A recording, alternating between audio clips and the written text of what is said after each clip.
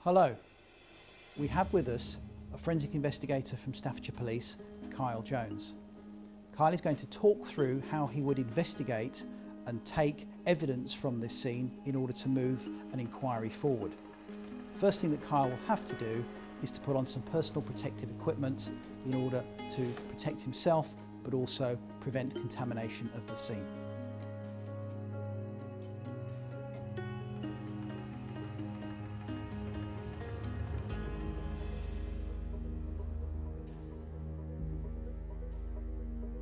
Arrived on scene, one of the first things we look to do is to control the scene. So that comes in the forms of cordons. We'd have people out, we'd establish safe boundaries, so public safe distance. They're not affecting the evidence, the evidence isn't affecting them. We'd designate certain routes into the scene. So the whole theme of our sort of initial approach is damage limitation. So we need to get ourselves in to find out what's going on and have a good look around, and that's a big part of it, a good look. We often don't even start work till we've absorbed as much as we can. Quickly thereafter, you then go on to the preservation of the scene, which can come in many forms really. If it's an outdoor scene, we'd be looking to preserve it, so we'd have canopies. We'd work in tandem with people that supply that, so we could perhaps say, oh, we don't need you going here, or you're fine to go there, and they'll provide us in turn for a nice cover. It could be, say, in a public high street, so we'd have to consider privacy, decency, so we'd have screens presenting, a block so people can't quite see what we're doing. It may well be we have to sort of move evidence to achieve this, so what's of utmost importance for us, it's a balancing act between documenting, preservation, but not interfering at this stage. So the documentation of the scene is crucial. We'd look to, as we do each sequence, we'd photograph that stage as best we could. Photography is a golden tool. We can always come back to it. It's there throughout the entire process. Significantly at the start as well. We need to be able to show this down the line 10, 20 years if needs be, what we had. After the initial call, we're looking to have it contained, have it comfy, have it on our terms best we can, so we can have a good think and then sort of make way with the process, which in this form, obviously as you can see, we've got a body. That's the focal point at this stage. There's a body in this location. We need to know who it is, which often isn't the most important thing at this stage. We need to be able to get to the body and find out what's gone on. Who's done it? Has anyone done it? Is it suspicious? Is it unfortunate? Is it natural death? All these are unknowns at this time. So for that to be done, safety is your first one. That's always in the back of your mind. Can we do it? In this scene there's evidence of fire, so could an ignition suddenly spark fumes which hurts us? So we're thinking, is it safe? Where's the sources of ignition? What could go up? So we've done our general photography, so we've got lay of the land, body. That's the most important part to us, this body now. So to get to it, there's things in our way. So phones, great evidence sources, camcorder, again we don't know quite what's gone on, so it may be relevant, maybe not, certainly needs to be noted. We'd clear a path to her. Now, we would think, if this is foul play, which way is the offender's done? We'd try and do the opposite. So I'd be thinking, the offender's probably come the easiest way, so I'd try and come in from, say, the top, but without disturbing the evidence, that balancing act again. Is there anything that's going to be damaged in doing that?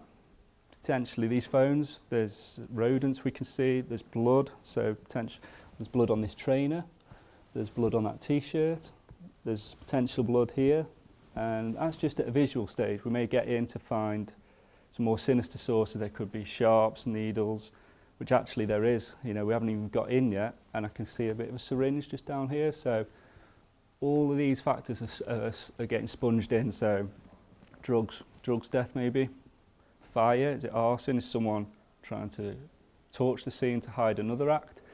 Is this even a primary scene? This woman may have been murdered elsewhere, and this is where she's deposited, so this may be a secondary scene.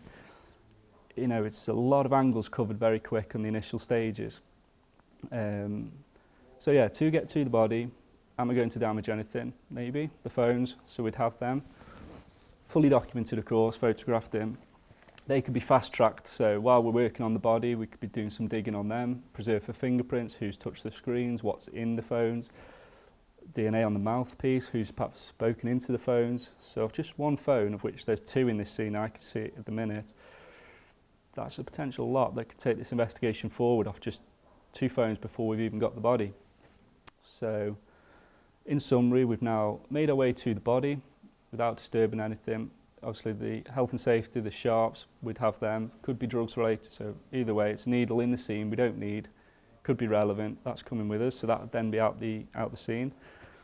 So body processing, it's often just a very logical, respectful sort of process really. In this case we can see hands and feet tied with ligature, so a great source of potential offender DNA material, perhaps under her fingernails, in the thread of the rope, around the knots. So that's of big importance. That's why we gear up, we have the mask, the double gloves, the DNA preservation. We're always cleaning, changing gloves a lot. So I'd be thinking fibre tapings of the hands, certainly real up close photography, show any injuries she may have, defensive marks. You can see to her chest there's some like lacerations, a hole of some sorts at this stage. We have rats, this could just be in rodents damaging away. It could be a lot more sinister, it could be a bullet wound. Processing of the scene, you may think at this stage there's no weapons, it can't be anything else but a bite of a rat, you just don't know. So you always sort of cover yourselves and just gradually, nothing's ever rushed really, although it's a pressured scene and there's it's a deceased, it's someone's family member, we don't get swept into the urgency of that, and we take our time to get it right. So the hands, all the fragile stuff's dealt with first, stuff that could be lost recovering this body. So is this woman's black haired? Is there any other hairs on her? Is there any clumps of hair? All this stuff that gust of wind, if we hadn't have controlled the scene, may have been lost. We take that. We then look after what we have got that's coming with us. So we'd be putting bags over the hands, the feet. So if this lady in transit, any of that's disturbed, it's not lost. We just have it in the bag and we can work with, again, damage limitation. And that sort of really covers us with the body as such. We can get to her without disturbing evidence. We've looked after the fragile evidence on her. This body is still evidence, can then be taken out of the scene and progress down the pathology route, whereby a post-mortem, he'll look at the scene photography we've done, which is so crucial.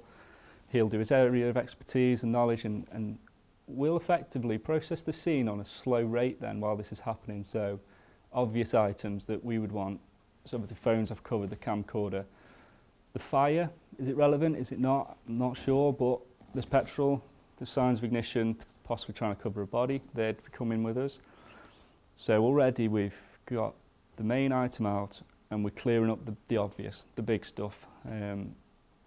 All this debris, which there's lots of it, yeah, sure, it holds fingerprints, great sources of DNA, bottles that we have swigged from. This is all avenues we can exhaust if we can't do it sooner in the process.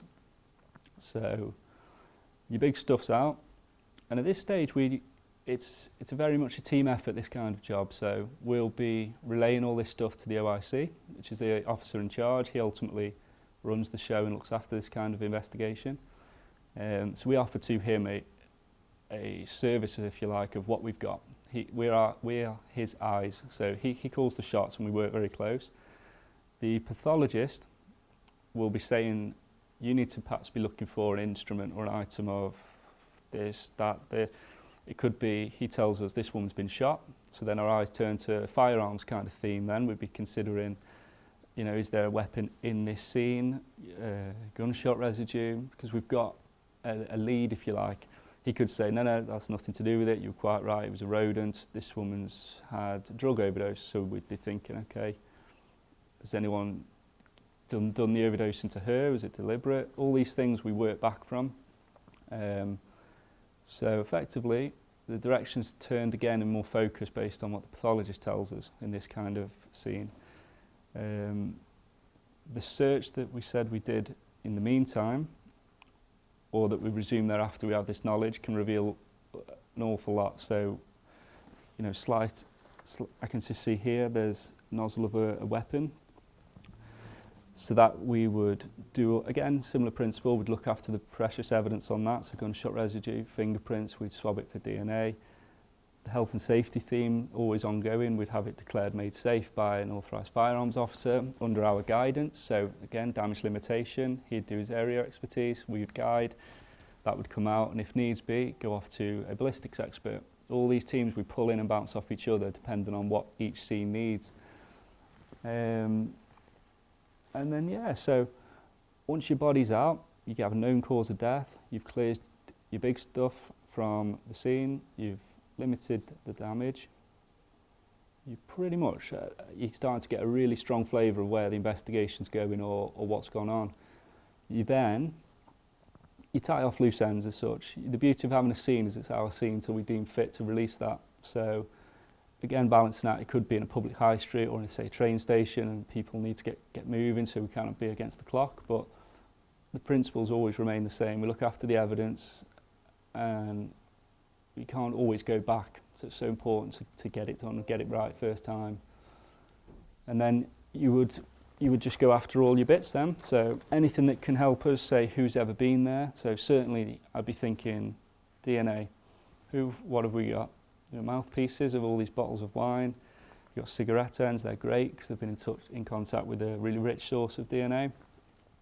Clothing, whose clothing is it? We can often do a lot of DNA work around collars, cuffs, sort of general skin cells you shed into a t-shirt.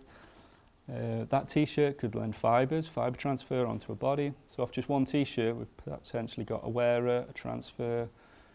That could relate to another part of the investigation that says saw an offender in a white t-shirt at, say, tea time. So we have a white t-shirt.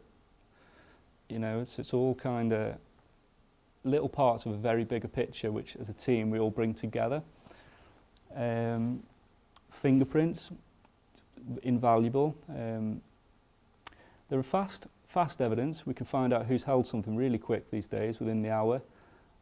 And that's not always easy either, because say this bottle, it comes from, say, a shop, so you've got the shopkeeper who's placed it on the shelf, someone picked it up to think, I might have that for tea, or I don't want that, they've put it back.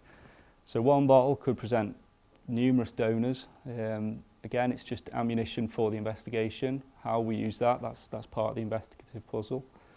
And a scene like this, I mean, this offers an awful lot of potential.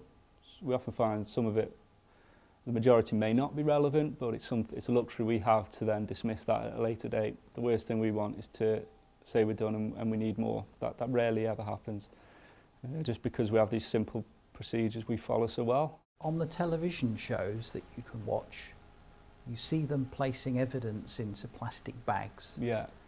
Would you talk us just briefly through the different types of collection container that you would use for the different types of evidence, please? Yeah, sure. So evidence packaging is crucial. So it's important now at the scene. Just because it's left the scene doesn't really stop it. We have to sort of honour the integrity of that evidence throughout the whole chain of its life. So your main thing is you don't want, again, damage limitation. So if it's wet, that's not good because it might go mouldy. So we need to dry the item out. That's one option. We need to perhaps put them in breathable bags. We have certain bags where they're really great in that they protect the evidence from any sort of contamination coming in, but also out, but let moisture out. However, in this case, we have fires. Now, look, without getting involved at this stage too much, we have petrol cans, lighter fluid can. Now, these vapours can evaporate and need packaging accordingly, so we'd use nylon bags. We use 2 of these, so they're swan-necked back so the gases can't be released. Again, always just looking after that evidence best we can. You would consider, say, the phones, we'd have them away, but we'd preserve them for fingerprints. So you'd consider perhaps a box, something where they won't get smudged in. Brown paper bags for clothing as well, that's always great. It allows you to package bigger items. Again, they can brown bags are versatile in that items can dry within them, or you could place them in an open plastic bag and then place that in a brown bag and seal that. We have glass jars, we have weapons tubes. all the while the general decision making around what you package evidence in comes from how well you can look after it and keep yourself safe.